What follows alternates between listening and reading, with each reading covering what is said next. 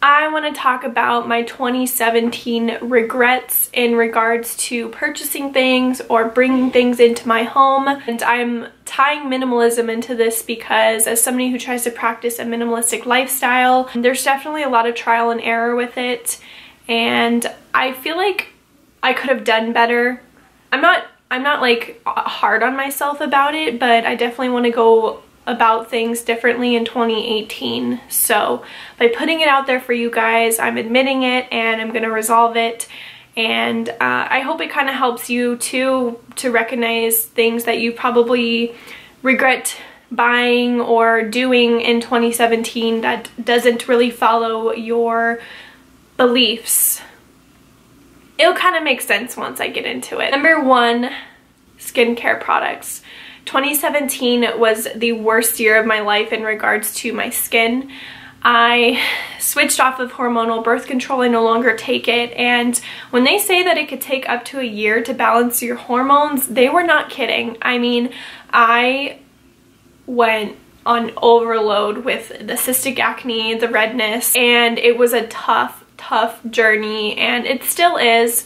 My skin isn't perfect. In fact, I kind of gave up the idea of having the skin that I used to have. In result of that, I've gone against my minimalist beliefs or like rules that I set for myself, and that is to use up a product completely before buying a new one because I got desperate. I just dumped so much money on skincare. This is the result of that. Number 2, eating out more than I wanted to.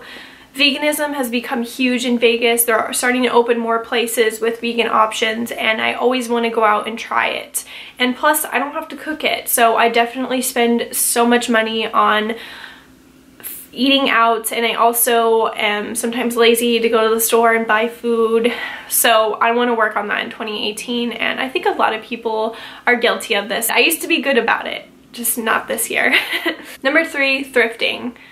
I started thrifting in 2017 for many reasons. It's ethical, good for the planet, it's cheaper on my wallet. I have definitely brought home things from the thrift store that I thought were cute in the thrift store, probably because it was like the cutest thing there, but then I bring it home and I'm like, I'm not gonna wear this. Like, what was I thinking? This one isn't a physical item that I hold on to, but alcohol. I spend money on alcohol. Just going out, living in Vegas, it's really easy to spend a lot more on nightlife than you want to. So beginning of 2017 was like the first time I really went out, even though I turned 21 in 2016. Definitely spent a lot on alcohol, and I want to change that. Number 5, boredom. Boredom can lead to spending money all the time, and so 2018 I want to make sure that I have like a go-to activities to do where I'm not spending money or buying things. It doesn't happen to me that often, but I have caught myself this year with just buying things because I was bored. Number 6 and 7 kind of coincide with each other, so that's gifts and practicing my beliefs on other people. Just because somebody's not a minimalist doesn't mean that I don't have to give them a gift that's considered minimalistic. For example, an adventure as opposed to a physical item. Everyone that knows me knows that they don't have to get me gifts. I don't want them to feel obligated. In fact, it's much easier to not get me a gift, and unless you know that I really need it or really want it. I need to be better about practicing that belief back on people, because my friends, their birthdays and stuff, and I end up getting them stuff, I realize that that can add up to a lot of money, and why can't I practice my beliefs on other people? I could have just, you know, taken them to like a sushi date or something. Number 8, doing better research. This has to do with like my skincare items that I've bought, and maybe even like electronics and stuff. If I had done better research on them, I wouldn't have like jumped the gun and just purchased them. A lot of it has resulted in me not even using them or having to send them back. For instance, I got a mic for YouTube. It was the snowball mic. I hate it. I don't know if I'm just not using it correctly, but it just does not work.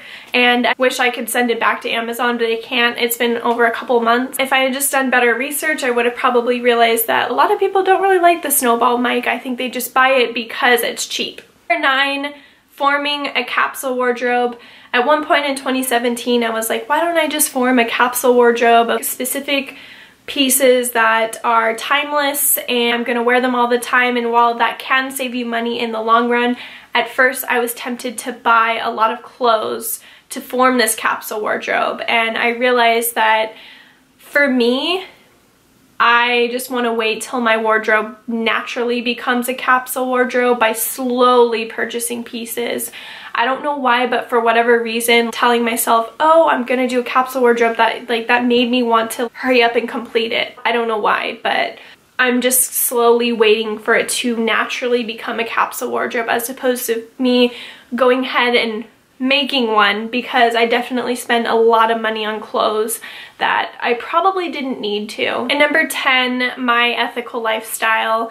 The one thing that I regret about my ethical lifestyle is that I'm always trying to stick with it and try new things. So for instance, zero waste.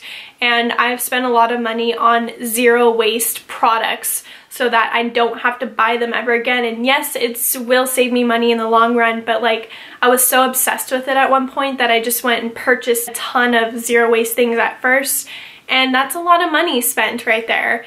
Whereas I could either like DIY them or made them, or like just saved up slowly and spaced out my purchases. That is it. Those are my minimalist regrets of 2017. Thank you guys for watching.